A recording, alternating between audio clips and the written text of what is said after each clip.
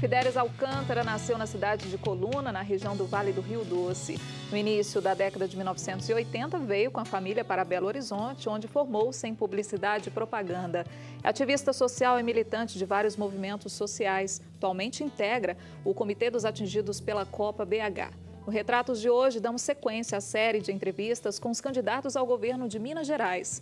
A ordem foi definida em reunião entre assessorias, direção e produção da TV Horizonte. Nosso convidado de hoje é o candidato pela Frente de Esquerda Socialista, Fidelis Alcântara.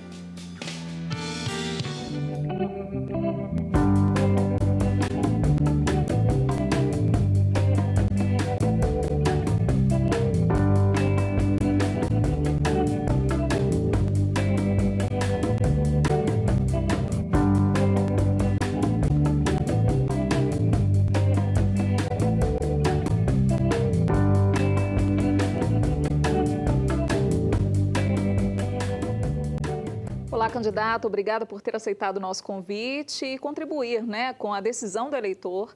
No dia 5 de outubro, o eleitor precisa conhecer os candidatos e também as propostas, dos candidatos ao governo de Minas. É um prazer tê-lo aqui.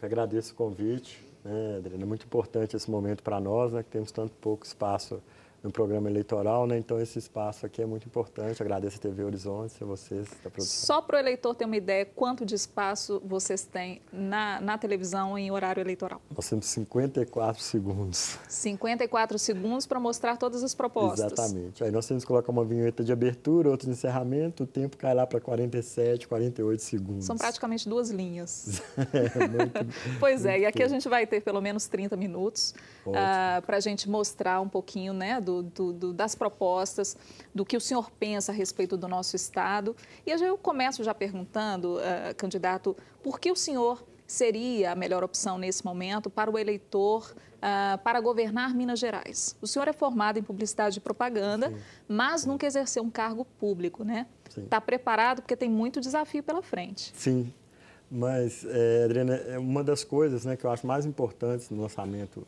da nossa candidatura, que é uma coisa que a gente fala muito, que não é a candidatura do Fidelis, ou do PSOL, ou do PSTU, ou da Frente, mas é uma candidatura das lutas sociais, das lutas do cotidiano, dos professores, dos servidores da saúde, dos movimentos sociais. Então, é uma possibilidade para nós, para levar adiante as lutas que nós já fazemos. E a gente sabe também que ninguém governa sozinho. A gente tem que desmistificar um pouco a ideia de que basta um governador ou um prefeito nos cargos majoritários e que ele vai ser o grande gestor. Inclusive nessa filosofia que alguns partidos usam aí, do gestor ser o mesmo que o empresário, o gestor público. Isso é um grande engano. Gerir um Estado, trabalhar políticas sociais, não é a mesma coisa que administrar uma empresa. E não é uma pessoa sozinha que faz. Então, uma das coisas também que me deixa muito orgulhoso nessa campanha é a construção horizontal, plural. O nosso programa e todas as nossas propostas para o Estado, elas foram construídas num constante diálogo que a gente tem. Não só agora na hora das eleições ou para preparar o programa, mas também durante todo o ano, conversando com os diversos movimentos sociais, com os diversos sindicatos, e conversando com a população nas ruas, diretamente, entendendo cada problema. Então, eu acredito e tendo esse contato mais próximo com a população, candidato, que o senhor reforça tanto na campanha e dentro dessa identidade do próprio partido, da própria frente, como que o senhor pretende governar, já que o senhor diz que não se governa sozinho, com a participação popular? É fundamental, inclusive a ampliação dos conselhos, transformação dos conselhos em conselhos deliberativos, eles têm que ter condição de elaborar e de propor leis, O conselho ele não pode ser apenas uma ferramenta de maquiagem ou como muitas vezes é usado hoje, ele apenas discute as questões, apresenta as propostas e depois elas vão para o legislativo, vão para o executivo e nunca vão adiante, Eles não podem ser também no formato que a maioria dos conselhos hoje são, que são paritários, metade de servidores do governo e metade da população, da sociedade civil. Isso tem que ser ampliado. A maioria tem que ser da sociedade civil, tem que ser trabalhadores, por exemplo, na área da saúde, trabalhadores da saúde e a população, usuários do sistema público de saúde. A mesma coisa na educação, na cultura, na segurança pública. Hoje nós não temos um Conselho de Segurança Pública, seria muito importante para discutir. Então, inclusive, uma coisa que os conselhos podem abranger, que as políticas públicas não abrangem hoje, são as peculiaridades de cada região do Estado. né? O estado é um estado muito grande, com diversas características bem precisas em cada região, e só com um conselho amplo, né, atuando nessas regiões, é que nós conseguiríamos, inclusive, as informações, os subsídios mais precisos para trabalhar nas políticas Então, esses públicas. conselhos seriam divididos por regiões mineiras, Sim. Atuando em cada uma das regiões mineiras. Sim. Trazendo esse diagnóstico para o Sim. governo e para as secretarias, atuando em parceria com as secretarias. Isso. Exatamente. E é como eu estava te falando desse mito, né, do empresário, é um mito também assim, que nós vamos, como as outras candidaturas apresentam, né, como ter um técnico, né, um PhD, um professor, um doutor, um mestre, como se ele fosse a figura que sabe tudo sobre aquele determinado assunto e a partir daí ele vai apresentar soluções mágicas, né, para as políticas públicas. E o que a gente vê, Adriana, e é muito interessante que em diversas regiões do estado, em segmentos diferentes, a gente vê as pessoas reclamando de uma política pública implantada de cima para baixo, né, sem conhecer as peculiaridades dos lugares, uma política pública que chega e ela tentam adaptá-la a cada região, e não dá certo. Não dá certo porque não tem esse diálogo com a realidade local, não tem um diálogo com a população e acaba que aí vem, né, vários desacertos que a gente vem ao longo dos anos. Candidato, se o senhor me permite, a gente vai falar um pouquinho de política antes da gente entrar definitivamente mesmo nas propostas, até para contextualizar para o eleitor da TV Horizonte, para o espectador da TV Horizonte, como tudo ocorreu, é uma boa oportunidade para a gente falar sobre isso também. Pela primeira vez, a gente vê a formação da Frente de Esquerda Socialista. Aí, dentro dessa frente, nós temos o PSOL, o PSTU, o PCR e as Brigadas Populares, né? Só agora essa frente foi formada. Demorou para acertar esse diálogo? Não, olha só, na eleição de 2012, aqui em Belo Horizonte, nós fizemos uma aliança entre o PSOL e o PCB. Sim. E em 2010 também teve, que foi só o PSTU e o PSOL também. O PCB dessa vez não entrou? Não entrou. E em 2010, para o governo de Minas, também estávamos juntos, PSTU e PSOL. O PSOL, ele surge em 2004, né, 2003, 2004, que é a primeira eleição que participa. Então, era um partido muito pequeno, começando ainda. Aqui em Minas Gerais, inclusive, é um dos estados onde, proporcionalmente, ele é menor. Estados como Paraná, Ceará, o pessoal no Rio de Janeiro, né, o pessoal já tem bem mais corpo, bem mais militância e tudo. Então, até essa dificuldade, por ser um partido pequeno, ainda dificulta, né, essa tomada de frente, ter mais. Em termos de ideologias, os partidos se parecem? Conseguem conversar? Olha, conseguem dialogar, mas também uma coisa que eu acho muito importante é o público começar a conhecer um pouco do que é um partido que tem ideologia. Nós vemos os grandes partidos hoje aí totalmente pulverizados, né, o seu discurso ideológico praticamente não existe, enquanto que na esquerda nós temos diferenças bem marcadas, nós temos posturas bem marcadas. Durante as eleições, no pleito, para a gente ganhar força e conseguir, nós fazemos as alianças. Mas as nossas concepções, em alguns pontos, elas são bem diferentes, assim. Né? Mas não impede esse diálogo, não impede que atuemos juntos. Sim.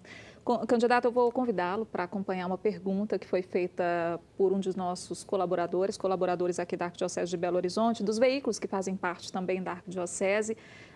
Eles prepararam algumas perguntas para o senhor. A gente confere agora a pergunta do coordenador do NESP, o Núcleo de Estudos Sociopolíticos da Arquidiocese de Belo Horizonte, o Robson Sávio. Gostaria que o senhor acompanhasse conosco. Sim. Candidato Fidelis Alcântara, uma dúvida dos eleitores em relação a partidos como o seu, que são partidos ainda pequenos e que não têm um grande contingente eleitoral para disputar cargos majoritários, é porque os partidos insistem na disputa de cargos para prefeito, governador, presidente, sem, na verdade, digamos assim, ter um grande contingente eleitoral que possa eleger esses candidatos. Qual é, afinal de contas, a intenção do seu partido ao apresentar candidatos para a disputa de cargos majoritários e, no caso, para o cargo de governador do estado de Minas Gerais? Então, primeiro agradecer ao Robson pela pergunta, essa pergunta é muito boa, pelo sentido de a gente poder explicar exatamente isso, né? Às vezes me param na rua e falam assim, por que você é candidato se não tem chance de ser eleito? Porque a nossa primeira questão não é apenas ganhar voto, não é apenas eleger, mas é conquistar consciências, é despertar o entendimento das pessoas para várias questões.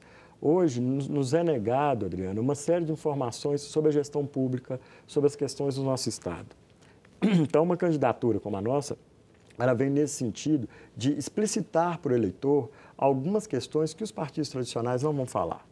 Os partidos tradicionais que estão liderando as pesquisas, eles têm alguns compromissos que eles estabelecem agora, por exemplo, durante a eleição, com o financiamento de campanha, com as grandes empresas, com os bancos, com as mineradoras. Então, a partir do momento que eles estabelecem esses compromissos, eles não podem tocar em alguns temas. Por exemplo, eles não podem falar da dívida pública do Estado.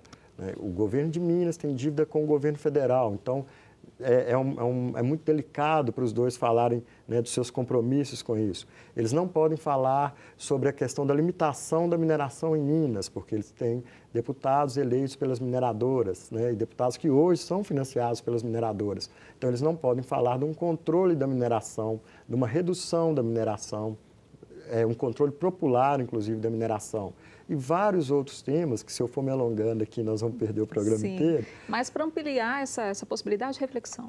Então, a nossa candidatura ela tem muito essa questão de levantar alguns temas, de colocar em pauta temas que são escondidos ou que são colocados de lado. A gente vê a eleição, às vezes, centrada em saúde, educação e segurança pública. Saúde, quase ano após ano, é muito isso. E vários assuntos são deixados de lado. A questão dos negros, a questão do genocídio da juventude negra, a questão da homofobia, a questão da violência contra a mulher. São vários temas que os partidos tradicionais não levam em conta ou acham que são temas secundários, Sempre naquela perspectiva também de que temos que falar o que a população quer ouvir. Nós temos que falar o que a população ainda não escutou. E isso para nós é fundamental. Por isso que é importante a gente ter um candidato a governador estando aqui no seu programa, por exemplo. É a hora da gente chegar e dizer para a população, olha, tem alguns temas que os outros partidos não vão falar e eles vão evitar ao máximo falar sobre esses temas. Até porque a gente já falou, horário eleitoral não dá para falar muita coisa, candidato? A gente vai para o intervalo, na volta do intervalo a gente já começa a falar também sobre as propostas, não só aí a área de educação, saúde e segurança pública, mas outros temas também que nós vamos discutir aqui ao longo do programa Retratos. Antes do intervalo, só um recado para você sobre a campanha Faço Parte. Você já sabe que a Catedral Cristo Rei vai ter uma praça dedicada à família. E nesse espaço vai ser possível realizar diversas celebrações. A Praça das Famílias também vai ter ao seu redor um grande terço e você pode fazer parte desse projeto, ter o seu nome, o nome de seus familiares em uma das contas do Terço das Famílias. É só ligar para o 3269-3100 ou acessar o site catedralcristoreibh.com.br. Faça parte você também. A gente está realizando aqui, nós estamos realizando uma série de entrevistas com os candidatos ao governo de Minas. Nosso convidado de hoje é o candidato Fidelis Alcântara. A gente já volta em instantes.